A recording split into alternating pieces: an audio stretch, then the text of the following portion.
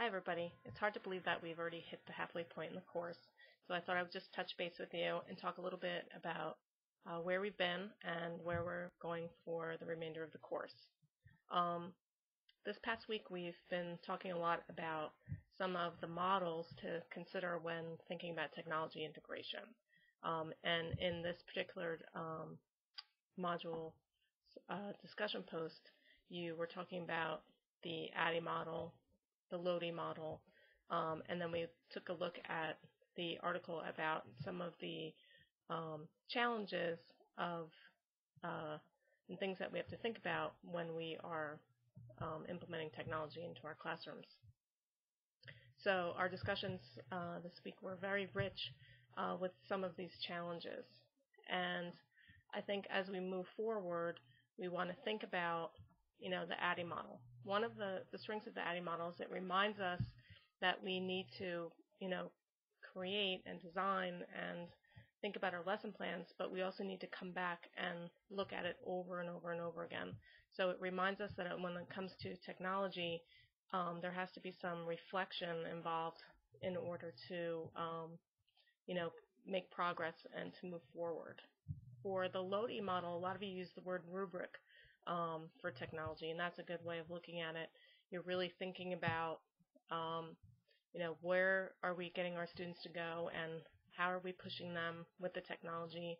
Many of you talked about how you don't want to just use technology just for the sake of using it, but you really want to use it in a way that's innovative, in a way that pushes students and really affects their learning.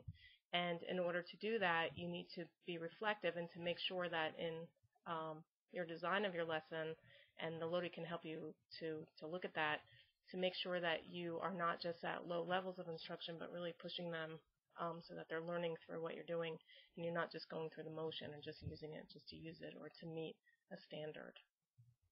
And when you look at some of the challenges for innovation, many of you talked about some of the different challenges that we face, whether how much access we have or how much training we have, or the access that students have, or just what tools to use, how to use them, and the fact that technology changes all the time.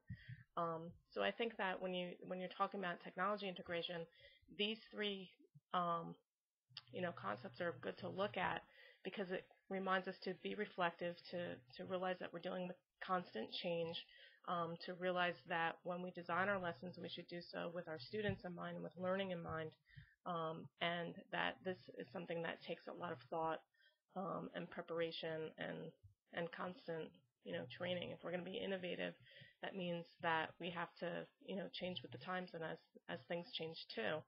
And a lot of you talked in your introductions and in your discussion of millennials how much that this technology is a part of our lives. I had to go to a wedding yesterday. It was interesting because it was two millennials marrying each other, and I couldn't help but think about the course, some of the ways that you were talking about millennials that and I'm watching this couple get married. Their invitation was completely internet-based. One of the women at my table was talking about how she had never been to a wedding where she didn't get a paper invitation. The whole thing was done, through the internet. And she was like, wow, I never really experienced that before. And the shower invitation was like that too. And it sort of set a tone for the wedding that this was, something that's maybe new to some people and normal for others, but certainly reflected a change. And the bride's grandmother couldn't make it, so they had a laptop right there at the ceremony, and Grandma, who was almost 90 years old, had Skyped in for the ceremony, and people were talking to her, and she watched everything. And even when the father of the bride made his speech at the wedding, he was talking to her directly at the computer, and he was sort of joking about it. It was kind of funny. So the way that we communicate is different. And here was an older woman who wanted to be there. She was living in Pittsburgh, and for physical reasons she just couldn't make it. And yet there she was, sharing in this big day for her grandchild. So I think that we can see how technology can provide access, and it could be interesting, and really in a lot of ways everyone just took it for granted. I think so many people were so familiar with this tool. So we're looking at our own classrooms. we think about, how are we going to use tools best to service our students, and this will be a constant challenge. Even when I decide to, introduce Google Docs for this course, which we haven't done before, Google made a change to Google Docs like just a couple of days or maybe a week before we even got started, and introduced Google Drive. And I thought, oh boy, here we go. There's a change right away, something that we have to adjust to. So, every time that we're dealing with technology, we're dealing with change, and that's just one of our challenges. So as we move forward for the rest of the course, and you have your website projects going, and you have your TIP projects going, and you have your groups for your website project. So what I decided to do for this week for your discussion posts is just make it a week where we are reflecting on our own projects, we're giving peer feedback, and your challenge for this week is to really think about the readings, think about the things that you've discussed, and give feedback to each other with all of these things in mind.